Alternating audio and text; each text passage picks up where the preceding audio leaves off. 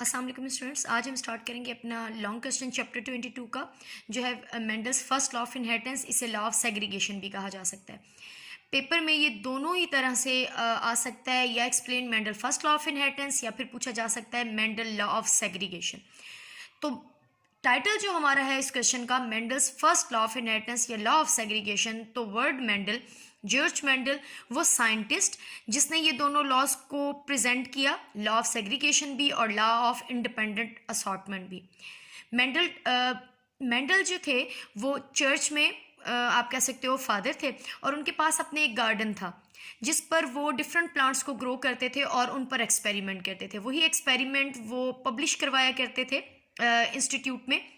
लेकिन उस टाइमिंग तक इनकी वर्क को बहुत ज़्यादा इंपॉर्टेंस नहीं दी गई। इनकी डेथ के ऑलमोस्ट 35 to 36 ईयर्स के बाद इनकी स्टेटमेंट को लॉ में कन्वर्ट कर दिया। तो मेंडल जिस प्लांट पर ग्रो किया करते थे, एक्सपेरिमेंट किया करते थे, वो था पी प्लांट यानी कि पीसम सेटिवम प्लांट। क्या रीज़न है कि इनके दोनों ही लॉज इसी प्लांट पर बेस कर रहे होते हैं, तो या बेस कर रहे हैं? उसका कुछ रीज़न है। नंबर 1 कि ये एक शॉर्ट लाइफ स्पेन प्लांट है, यानी कि 3 से 4 मंथ में ही ग्रो करता है, तो न्यू जनरेशन बहुत ही जल्द बन जाती हैं। नंबर 2, इसमें 7 कंट्रास्टिंग ट्रेड उसने देखे, यानी कि 7 ट्रेड्स ऐसे थे, 7 कैरेक्टर ऐसी थी जिनकी कंट्रास्टिंग यानी कि ऑपोजिट अपीयरेंसेस मौजूद थी। और वो 7 ट्रेड्स थे plant height, seed colour, seed shape, flower colour, pot colour, pot shape और फ्लावर की इन्फ्लोरेसेंस यानी कि फ्लावर की पोजीशन। तो उन्हें जो 2 प्लांट मिलते थे, मैं अगर समझाती चलूँ इस ट्रेड को, तो एक टॉल होता था, एक शॉर्ट होता था, यानी कि एक टॉल था, एक ड्राफ्ट था। तो ये कंट्रास्टिंग पेयर था। अगर फ्लावर कलर देखूँ तो एक वाइट था, एक पर्पल था सपोज करें, तो ये भी कंट्रास्टिंग पेयर में आता है। थर्ड, इस प्लांट को कल्टीवेट करना बहुत ज़्यादा इजी था, तो इसकी वजह से वो बहुत जल्द इसे कल्टीवेट करके जल्द से जल्द इसमें से न्यू जनरेशन वो हासिल कर लेते थे, जो एक्सपेरिमेंट उन्होंने किया होता था, जो रिजल्ट इन्हें चाहिए होता था। इसके अलावा ये सेल्फ पॉलिनेट प्लांट था, लेकिन किसी तरह से आर्टिफिशियली ये क्रॉस पॉलिनेशन भी करवा लिया करते थे।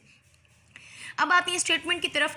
तो इस स्टेटमेंट पे है जी, तो अगर हम स्टेटमेंट देखते हैं, according to first law the 2 allele for each trait in an individual segregate from each other at gamete formation meiosis. So each gamete receive only one of the 2 allele unite again at fertilization. अब जैसा आपको पता है कि हम diploid body हैं, हमारे body cell diploid होते हैं, तो हर जीन की हमारे पास 2 allele हैं।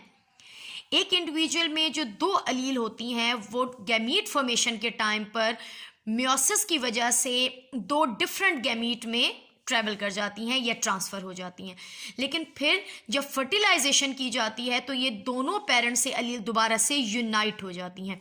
यही है फर्स्ट लॉ ऑफ इनहेरिटेंस। अगर इसमें एक्सप्लेन करूँ तो इसका मतलब ये है कि हमारी बॉडी, हमारे बॉडी के सेल, पेरेंटल जो बॉडी है उसमें डिप्लॉयड नंबर ऑफ क्रोमोसोम होते हैं, तो हर जीन की 2 allele हैं जो उन्हें उनके पेरेंट से मिली हैं। लेकिन जब उनकी बॉडी के अंदर गैमीट बनते हैं, यानी कि हर पेरेंट की बॉडी में जब गैमीट, अगर मेल है तो स्पर्म की फॉर्मेशन होगी, अगर फीमेल है तो एग की फॉर्मेशन होगी।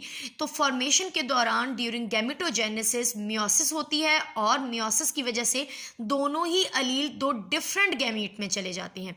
लेकिन जब यही गैमीट दोबारा से फ्यूज़ होते हैं at the time of fertilisation, तो ये allele दोबारा से कंबाइन हो जाती हैं हर एक ट्रेड की।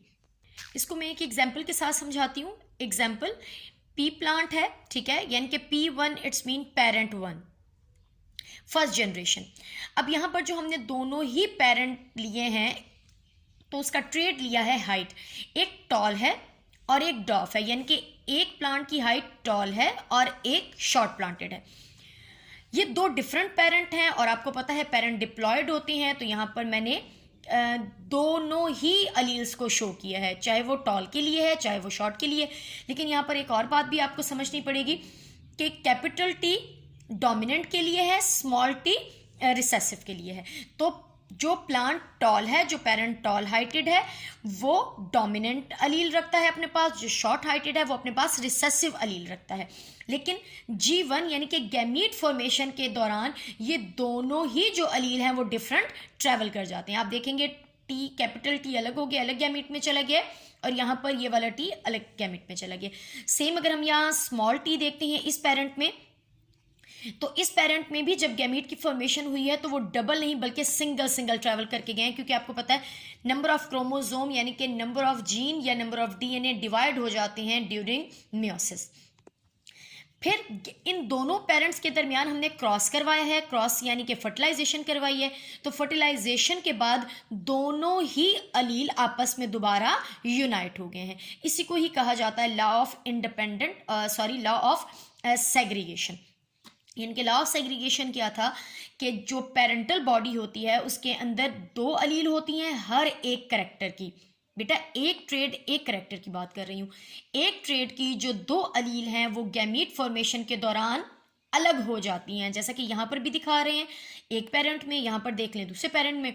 तो जब इन दोनों में ही फ्यूजन हुई यानी कि फर्टिलाइजेशन हुई, गैमीट आपस में फ्यूज हुए, तो दोबारा से दोनों ही अलील हर ट्रेड की यूनाइट हो गई। इसी को कहा जाता है फर्स्ट लॉ ऑफ इनहेरिटेंस या लॉ ऑफ सेग्रीगेशन।